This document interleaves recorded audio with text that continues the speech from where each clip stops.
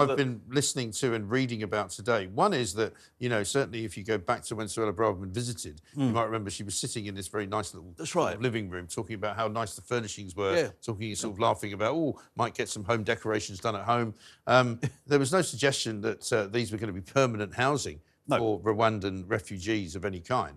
And also, secondly, now, I've been hearing people reporting in from Africa saying, actually, quite a lot of people in Rwanda are not happy about the fact that the government is spending all this money creating housing for people from outside the country when there's quite a lot of people inside the country who don't have adequate housing. Indeed, but my understanding was that we paid for a lot of that. Yes, I'm sure that's true. Was it this housing? The other thing is that again, being fair to the Rwandans, they have said, and I think this is wise, that they don't want to create enclaves of these whoever's sent. So they want to mix them and integrate with them with the population, which superficially is a wise thing to do. Depends how you do it. So I can see the logic more and more like Britain in Rwanda, isn't it? Well, it is. Well, yeah, I'm not going to go there. But the other thing is, look, as you've rightly pointed out, none of this was made clear to the British public. None of this was described in the very thin plan that has been presented to our country. And I just wonder whether actually anybody in government has actually got their finger on this project. Whether anybody, I mean, if it was a military operation, you'd have somebody who is leading that operation. You'd have staff working that issue on top of it, the logistics, the operational, the assets that you need, or the whole 9 yards. There is nothing about any of this Rwanda story from start to finish that indicates to me that there is anything like that in Whitehall.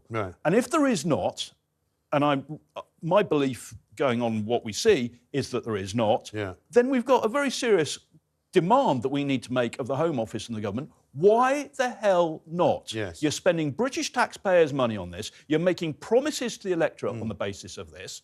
And you're diverting all the media onto this, but you're not even planning it. Why not? Where are your planners? Who's in charge of this particular programme? We want to know. And all we hear from Rishi Sunak whenever he's interviewed, he was interviewed here just last week by Harry Cole from The Sun, is, you know, oh yes, we will make sure that we get flights off to Rwanda. That's all he wants. Well, I wonder whether we want more than that, really. Well, we do. Because that's not enough, is it? The British public want immigration reduced, and they want to see that our borders are secure and that we're able to stop the small boats, or at least limit them down to a trickle. And I think nobody expects them, you know, no boat to ever cross ever again. No, I think people are reasonable about that. But let's face it, we haven't yet entered the very calming sort of waters of the summer months, and that could. And we're still way ahead of last year on the numbers. We were told that the numbers last year were sort of because of the British government's efforts. Well, in that case, you know, those efforts have gone awry this year.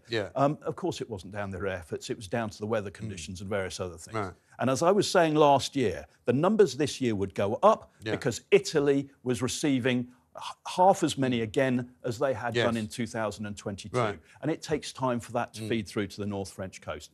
But there is nothing about this supposed plan that's in there. It's a red herring. It's distracting everybody onto this.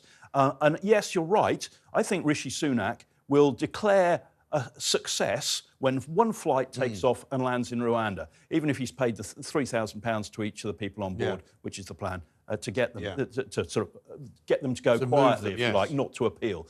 So that is not success in my mind. Of course not. That is not securing our borders. It shouldn't be success in the eyes of the British people either, because it is not securing our borders. It is simply a bit of window dressing, a sort of headline, media moment. It's shifting the furniture around, isn't it? It's not even shifting the furniture around, Mike. It's doing nothing on our borders. It's just, look, I can't even call it window dressing. It will be, if he tries it, a pathetic, ridiculous, almost laughable attempt to bluff the British people that he's managed to who I think deal with the problem. Are well past bluffing. I think they are well fed up with it. And here's the other thing. It's not so difficult to solve this problem. Well, no, I know, but let me ask you this question, because my understanding is that in Europe now, many countries in Europe are doing a lot better in terms of deporting people that they want to deport.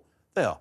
And that's because... And how are they managing that then? Because they're putting the resources behind it. For example, Denmark. Yeah. They're putting the resources into their immigration staff. Yeah. They're putting state employees in there, if you like civil servants, who they have control over the human resources management. They have control over their contracts. They have control over their training. They've got established training programs. We don't. Do you know we still have no institutional board or training facility for border force? Right. Okay, they're doing their training in meeting rooms in hotels. But our civil servants are more and more woke with every passing week, more and more unlikely to support government policy on immigration. And in fact, planning to go on strike, I think, pretty soon. Well, that's the other thing, of course. Have we got the government? Is the government of the machinery of government actually wanting to drive this? Yeah.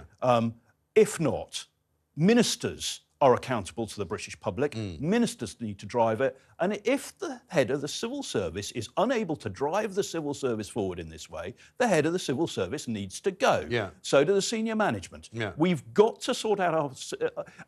the British public rightly hold politicians to account. And I think that the quality of our politicians is incredibly low at the moment, across the board, all parties. I would say so. But if they are accountable to the ballot, if they aren't able to deliver because the civil service is obstructing them, then we need to define that problem and deal with it. It's no good having a whole bunch of wet people in the cabinet unable to drive their own policy forward and drive the pledges that they've given to the British people. No, I think it's